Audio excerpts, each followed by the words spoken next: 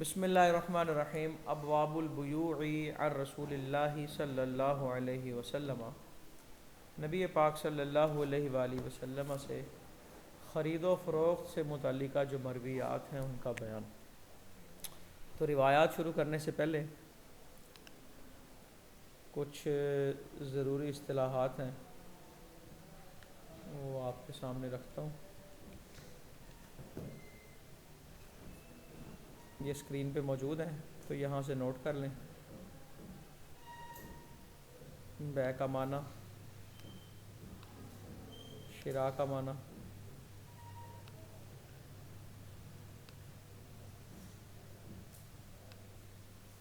بیع کی تقسیم ہے جی۔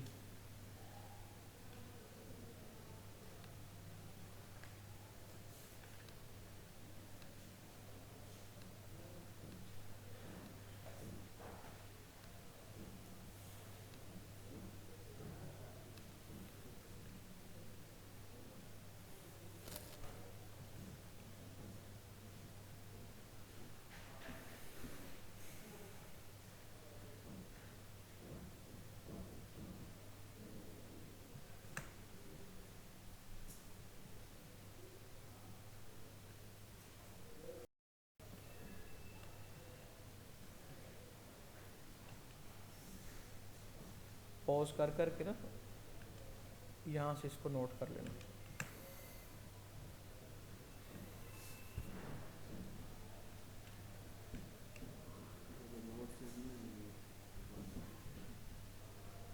یہ سیپریٹ ہے۔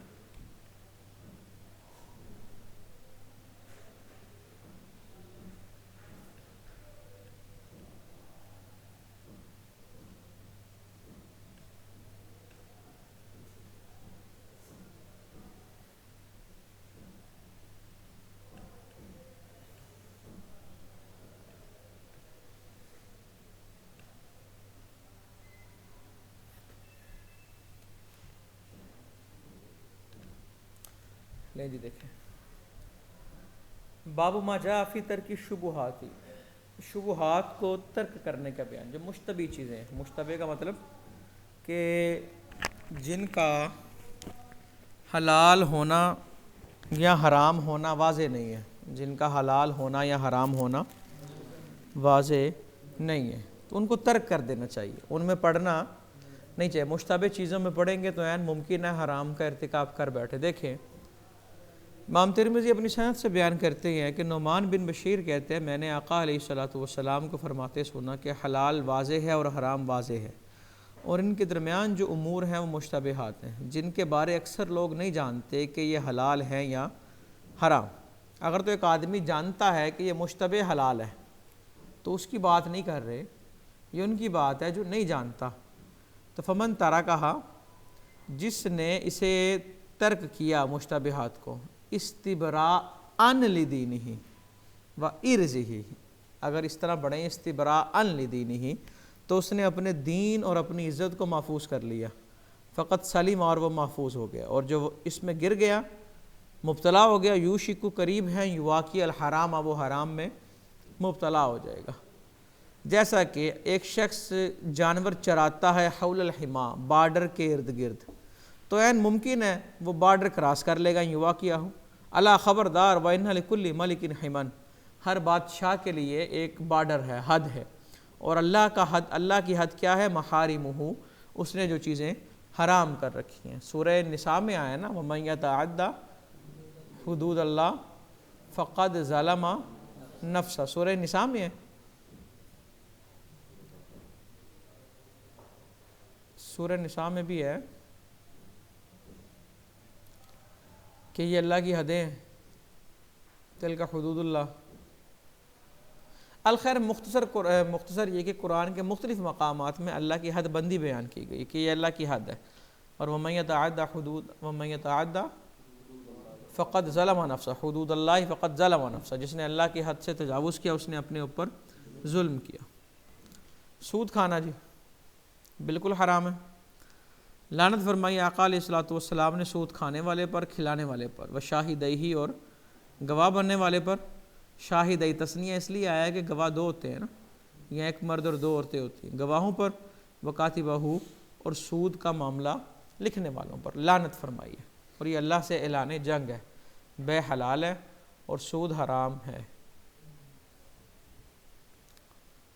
باب ما جاء فی التغلیظ فی الکذب والزور ونحوہ، جھوٹ بولنے کے بارے میں کیا وعید بیان ہوئی ہے جی۔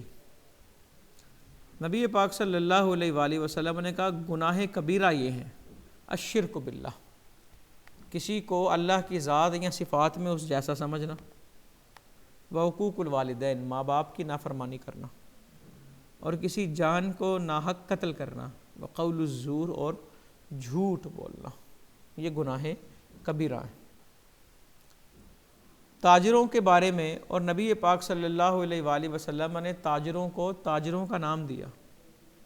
پہلے انہیں تاجر نہیں کہتے تھے، انہیں دلال کہا جاتا تھا، تو انہیں تجار یا تاجر بزنس مین کا نام یا آقا علیہ السلام نے دیا۔ یہ آپ کی رحمت ہے نا کہ نام بھی کتنے کتنے اچھے دیے ہیں۔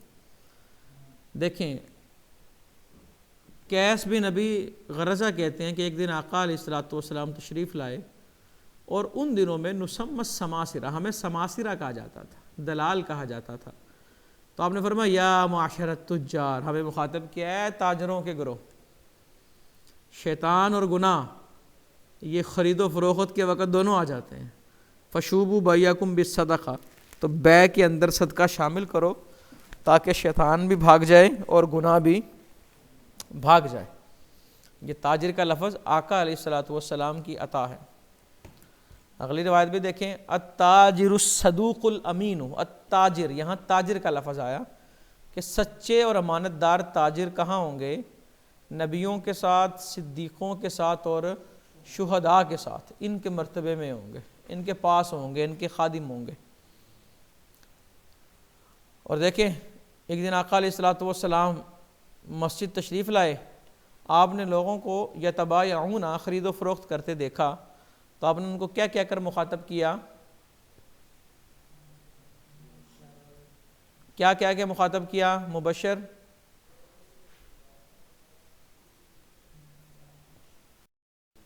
یا معاشر التجار، اے تاجروں کے گروہ، ٹھیک ہے؟ تو فاستجابوا لرسول اللہ صلی اللہ علیہ وسلم، انہوں نے لبیک کہا، ورفعوا اعناقہم، گردنیں بلند کر لیں اور نظریں آقا کی طرف کر لیں کہ اب مخاطب کیا ہے، یقیناً کوئی بات ارشاد فرمائیں گے۔ تو آپ نے فرمایا ان التجار یبعثون یوم القیامت فجارا، قیامت کے دن تاجروں کو گناہ گاروں میں اٹھایا جائے گا، سوائے ان کے جو اللہ سے ڈرتے ہیں، نیکی کرتے ہیں اور سچ بولتے ہیں۔ اگر تاجر نیکی نہیں کرتا، اللہ سے نہیں ڈرتا اور سچ نہیں بولتا، تو وہ قیامت کے دن گناہ گاروں میں اٹھائے جائیں گے، نافرمانوں میں۔ باب ما جاء فی من حلف علی سلعۃ کاذبا، کسی نے جھوٹی قسم کھا کے سودا بیچا۔ لوگ کہہ دیتے ہیں نا مینوں بچیا ہی نہ ہے، کہ میری بچت ہی نہیں ہے، یقین منو تسی، تو جھوٹی قسم کھا کے جو سودا بیچتے ہیں۔ نبی پاک صلی اللہ علیہ وآلہ وسلم نے فرمایا 3 طرح کے لوگ ہیں لا ینظر اللہ الیہم یوم القیامہ۔ کیا مطلب جی؟ قیامت کے دن اللہ ان پہ نظر رحمت نہیں فرمائے گا، ولا یزکیہم، اور انہیں پاک بھی نہیں کرے گا، اور ان کے لیے کیا ہے؟ ولہم عذاب، کیا ہے ان کے لیے؟ دردناک عذاب۔ ہم نے عرض کیا آقا وہ کون ہے؟ آپ نے فرمایا فقد خابوا وخسروا، یہ نقصان والے ہیں۔ اور وہ کون ہے؟ المنان، احسان جتلانے والا بندہ، جو احسان جتلائے۔ یہ صرف اللہ کی شان ہے، صرف اللہ کی شان ہے، کیونکہ حقیقی احسان تو وہی فرماتا ہے نا۔ تو وہ حنان بھی ہے، منان بھی ہے۔ اگر کوئی بندہ احسان جتلائے، والمسبل ازارہ، اور اپنا تہبند لٹکا دے تکبر کی نیت سے، اور والمنفق سلعتہ بالحلف الکاذب، اور جھوٹی قسم کھا کے اپنا سودا بیچے۔ یہ 3۔ اچھا، قسم کے لیے قسم کا لفظ بولنا ضروری نہیں ہے۔ ایک شخص کہے جی مینوں بچے ہی انہیں نے، اور وہ کہے جی میں نے کون سا کہا جی اللہ دی قسم۔ قسم کا مطلب ہے بات کو پکا کرنا، بات کو پختہ کرنا۔ تو اس نے بات کو پختہ تو کی ہے نا، جس طرح ہم کئی دفعہ سمجھتے ہیں کہ جب تک لفظ وعدہ نہ لگے تو وعدہ نہیں ہوتا۔ مثال کے طور پہ میں کسی کو کہوں تم چلو میں 10 منٹ میں آیا، یہ وعدہ ہی ہے۔ اور میں جا کے آدھے گھنٹے بعد جا کے کہوں یار میں نے وعدہ تھوڑی کیا تھا. یہاں تو انشاءاللہ کہو نا, یہاں بندہ کہے تقریباً کم و بیش, پھر وعدہ نہیں ہے وہ, لیکن جب سٹیٹمنٹ دے دیا تو وہ وعدہ ہے. پھر تبکیر بالتجارہ, تبکیر کیا ہوتا ہے جی؟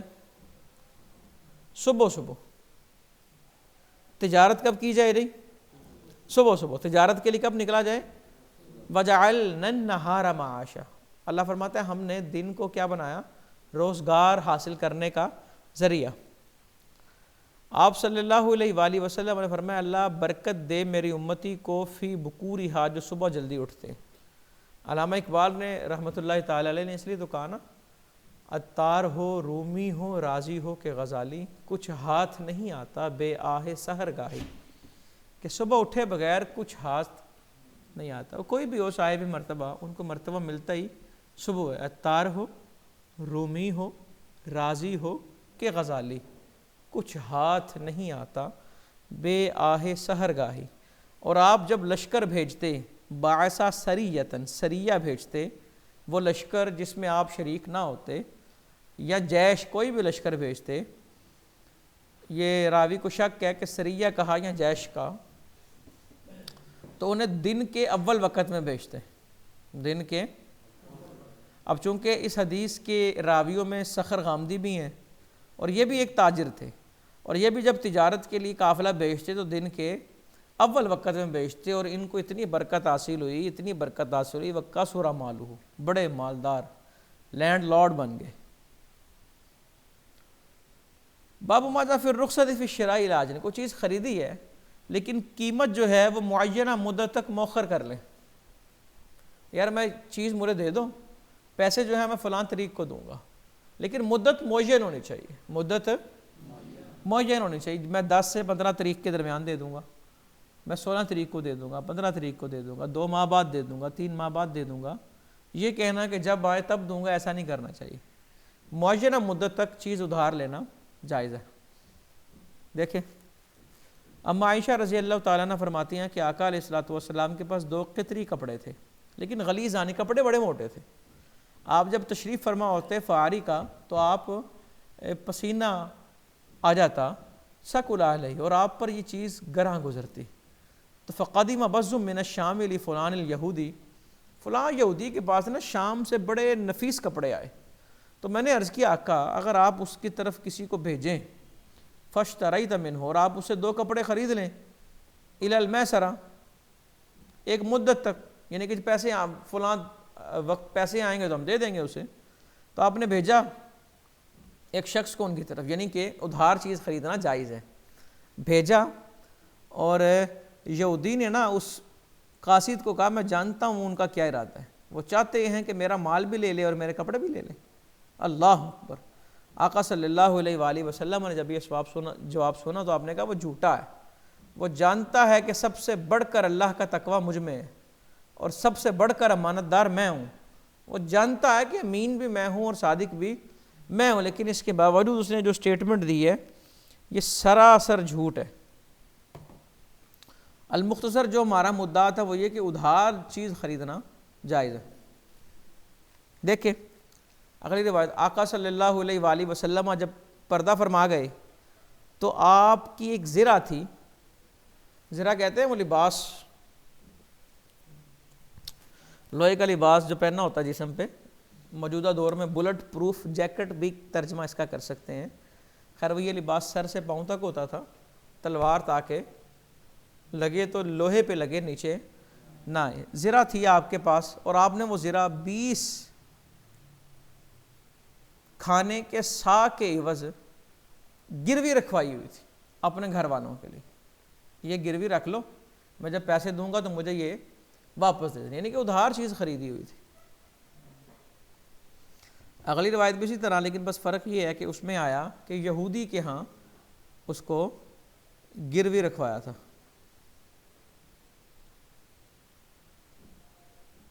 کچھ چیز خرید و فروخت, کچھ چیز بیچی ہے یا خریدی ہے تو اس کو لکھ لینا چاہیے. موجودہ دور میں سلپس بن جاتی ہیں نا, رسید بن جاتی ہے, اوپر لکھا ہوتا ہے کہ خوبی, کوالٹی, اگر یہ چیز خراب نکلی تو تبدیل کی جا سکتی ہے وغیرہ ذالک۔ کئیوں نے شرائط لکھے ہوتے ہیں جی چیک وارنٹی، اس کے بعد کوئی وارنٹی نہیں ہے، اتنی وارنٹی اس چیز کی ہے اور اس چیز کی نہیں، یہ ساری تحریریں، اور اس کو لکھنا چاہیے۔ سورہ بقرہ کا جو سیکنڈ لاسٹ رکوع ہے، یا ایھا الذین آمنوا اذا تداینتم بدین الی اجل مسمى فاکتبوہ ولیکتب بینکم کاتب بالعدل۔ جتنے بھی تاجر ہیں یا جو لین دین کرتے ہیں، ہر بندبل کے ہر بندے کو یہ رکوع لازمی آنا چاہیے بما ترجمہ و تفسیر۔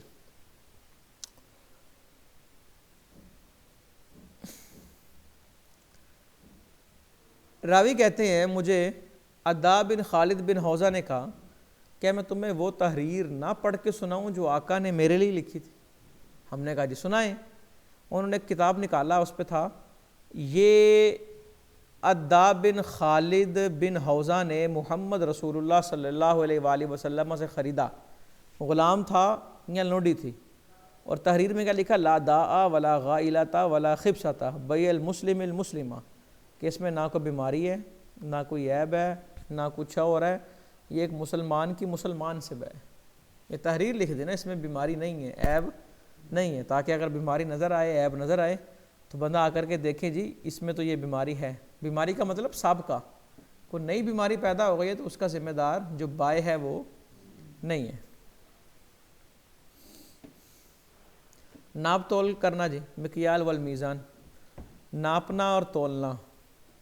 جو چیز وزن کی جاتی ہے اسے کہتے ہیں ناپ تولنا، اور جو چیز پیمائش کی جاتی ہے اسے کہتے ہیں، چیزیں تین طرح سے دی جاتی ہیں نا، عددن، کیلن، وزنن، گن کے، اور کیلن تول ناپ کر کے، جس طرح دودھ دیا جاتا ہے لیٹر، گڑوی ہوتی ہے یا اس کا ایک وہ آلہ ہوتا ہے کہ اس کے اندر آتا ہی اتنا ہے، اور تولنا کلو گرام وغیرہ جو ہوتے ہیں، تو یہ فرق ہے تھوڑا سا عدد میں، کیل میں اور وزن۔ المختصر ہیں سارے یہ ایک مقدار معین کرنے کے آلے۔ نبی پاک صلی اللہ علیہ وآلہ وسلم نے ناپنے اور تولنے والوں کو کہا انکم قد ولیتم امرین ہلکت فیہ امم سابقۃ قبلکم، کہ تم ان دو چیزوں کے نگران بنائے گئے ہو کہ جن کی وجہ سے سابقہ امتیں ہلاک ہو گئی ہیں تم سے پہلے۔ کیا مطلب اس کا؟ کہ اس میں خیانت نہ کرنا ورنہ ہلاک ہو جاؤ گے۔ باب ما جاء فی بیع من یزید، نیلامی کرنا جی، بڑھ چڑھ کر بولی لگانا۔ منڈیوں میں ایسا ہی ہوتا ہے نا، جب چیز آتی ہے کوئی تو اس کی بولی لگتی ہے، کیلے ہیں، لونگر ہے، مچھلی کچھ بھی ہے، تو پھر اس کی بولی جو صحیح لگاتا ہے اس کو وہ چیز مل جاتی ہے۔ انس بن مالک رضی اللہ تعالیٰ عنہ کہتے ہیں آقا صلی اللہ علیہ وآلہ وسلم نے حلسن وقدحن، ایک پیالہ اور چادر بیچی اور آواز لگائی من یشتری ھذا الحلس والقدح، کون ہے جو اسے خریدے گا، اس چادر کو اور اس پیالے کو۔ ایک شخص کھڑا ہوا، آقا میں دونوں کو لوں گا بدرہمن، لیکن ایک درہم دوں گا اور دونوں چیزیں میں لے لوں گا۔ نبی پاک صلی اللہ علیہ وآلہ وسلم نے ارشاد فرمایا من یزید علی درہم، کون ہے جو ایک درہم سے بڑھ کر اس کی قیمت ادا کرے، یعنی کہ اس سے زیادہ قیمت کون لگاتا ہے۔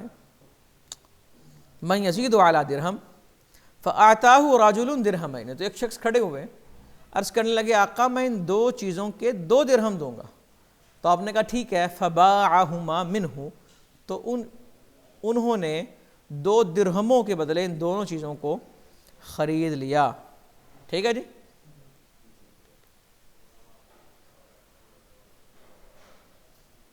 یہ ہے نیلامی کی صورت میں تو ایسا ہو سکتا ہے، اگر چیز نیلام ہو رہی ہے نا، ایک نے ریٹ لگایا دوسرا اپنا ریٹ لگا دے، لیکن اگر ایک چیز نیلام نہیں ہو رہی، عام پڑی ہوئی ہے، تو اپنے بھائی کے سودے پر سودا کرنے کی اجازت نہیں ہے کسی۔